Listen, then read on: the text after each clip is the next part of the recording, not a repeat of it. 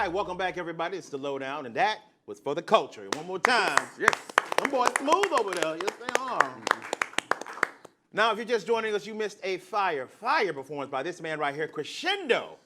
Bro, I got to ask you, where did you get the name Crescendo?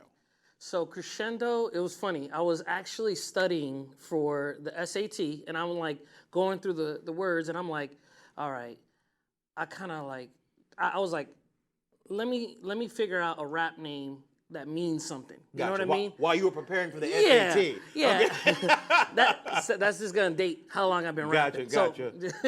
That wasn't a question on the test, though, right? If you could have a rap name, what would it be?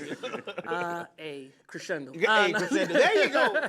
B, Snoop Dogg, already taken. Yeah, got it. I loved it because it really went with my character because in music, it's when you increase in volume, that part of the song, that crescendo of the song. Gotcha. I was like, man, that's like my level of energy. That's what I want to be. So Gotcha. I thought about it. I was like, man, crescendo works because my name is Chris. I wanted something that was similar enough so that when, people weren't like MC Chris or, like back in the day, you had to come up with your rap name. You actually had to do something. Your rap name was everything. Yeah. Yeah, man. So that's literally, I spent time in dictionaries looking for it. Gotcha. So Crescendo, I get it, Chris. Yeah, it makes a lot of sense, man. Mm-hmm. I just wonder if you're like, man, I just think it sounds dope.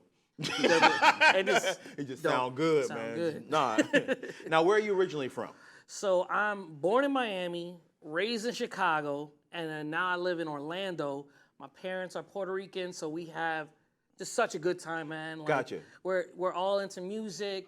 Everybody's into music? Yeah, everyone's into music. Everyone's into church. We all just like love God and love music. That's how we are. I love how you move different places. Like you start off in Miami, which can be rough. Yeah. And your parents are like, we should move somewhere safer. Let's go to Chicago.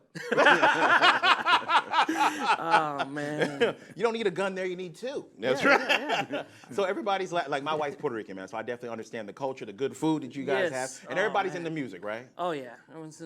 So I got an uncle that plays salsa. I got, another cousin that plays piano. Two cousins that play piano, bass players, all the nine words. So then when I come in and I say I rap, they're like, nah, we don't do that here. Hey, Bobby, we don't do that here. We don't need rapping. So how did you convince everybody once you said, look, I'm a rapper. I know everybody else does traditional music, but this is what I want to do. How did you get them to come around? Well, it took some time because when I started out rapping, I almost did it in a way to like make fun of rap. So like they thought like, oh man, this guy's just joking around. He's not serious about it. He's not serious. But like as I grew deeper in my faith, I felt it was a way that I can express myself. Okay. It was a way that I can reach out to people who normally wouldn't like open up a Bible or something.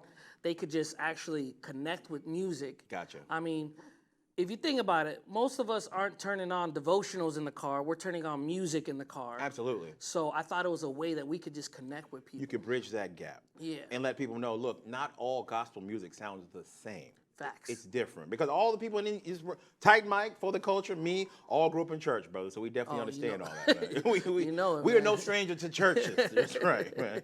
Now, what were your musical influences coming up, though? Like, who inspired you? So what made me turn the leaf on music was when I heard College Dropout. Kanye. So Kanye, like, gotcha. I was like, yo, this is But you stayed in school, though? You didn't follow it? No, I ain't drop out. Okay, good. Kanye's brilliant, but sometimes don't listen to everything he has to say. Stay in school. Yeah. I was a little bit. I dealt with late registration, but But yeah, that first album from him was amazing, groundbreaking, if you will. Changed the whole game up. So Kanye was your inspiration. Yeah, it was him, and then it was he brought me into Talib Kweli. Okay. He brought me into Then I started listening more. Like I went back and listened because I'm an '88 baby, so like growing up with hip hop, I didn't really have that growing up with hip hop because my parents were listening to freestyle in Chicago. Gotcha. I had more dance music than anything. More dance music than anything. So see, I'm a '90s baby, so all the groups and people you're naming, I grew up with that. Yeah. That's the people that I knew. I was there for the first coming, if you will. Yeah. So I dove deep into it, and I started listening to Black Star, started listening to Lauryn Hill, Tribe Called Quest, and then of course all my friends were like, "Yo, Wu-Tang." You know, where you at? Bro, LeVon used to sing backup for Wu-Tang. LeVon, hit him with that Wu-Tang real quick. Oh, shimmy, shimmy, Oh, no, man. so we are those dudes, man. We definitely grew up with 90s hip hop, man. So your style's very, like, it's a throwback, if you will. It's not what you hear today, like a lot of trap or a lot of mumble rap. That's where you get your style from. Yeah, I'm more old school. I'll even call myself an MC more than a rapper. You know what I mean? You know, MC ain't short for misconception. Let me stop. All right. Talk that junk, if you will, man. So speaking of hip hop, what do you think about the current state of it? I mean, the current state of hip hop, we are living in a microwave generation. We're living in a TikTok, you know, on the spot. Like, there's more auto-tune than, you know, bars. There's no, like, conversation being Songs had. made today aren't made to last a generation. They're made to last for a couple months, and then we forget about it. A couple months, 30 seconds on TikTok. Yeah. For a dance, you know, I ain't doo-wopping on stage, you know. Gotcha. No. So you rather, for you, hip hop's something different than you. It's a spiritual thing for you. You're not just doing it for a short amount of time. You're doing it because you believe in it. You love the culture. Yeah, I want to have a conversation with people. I want people to, like, when they listen to it, they're like, oh, I heard that line. Man, that's like really making me think, you know? Okay.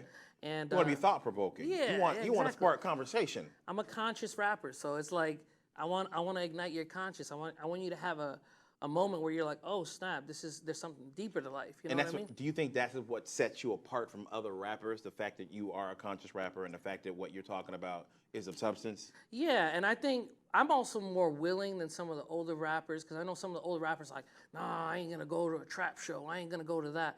I said, I'll be the only one there and have a conversation on stage with people. I'll rock the mic, and then we could You'll go anywhere to get your trap, message you know what out, I mean? man. Yeah, you gotta go. I'll go to a trap concert as soon as my knee gets better. I'll go with you. I'm open, man. So what are some of your goals before we go here? What are some of your goals in music, Crescendo, that you want to hit? Dude, I'm actually hitting one of them this summer. I plan my own tour. Gotcha. So well, you hit one of them. You on the Lowdown with James Oh, Yon. of course. Yeah, I mean, there you go, man. This is my bucket goal. list. Cross it out. That's right. I am rocking with Lowdown. There you go, that's brother. where it's at. But you did set a tour up, man. That's amazing. Yeah, Congratulations man. on that. Yeah. So I mean, the pandemic hit. I had a tour planned, and like all my contacts and everything, it got like wiped. You know what I mean? Absolutely, And but I we had went to start through it. You know, I had 8 cities planned, and now this tour that I got set up, I got 12 shows planned. There you go. Congratulations So, you gotta on bounce that, back, man. you know?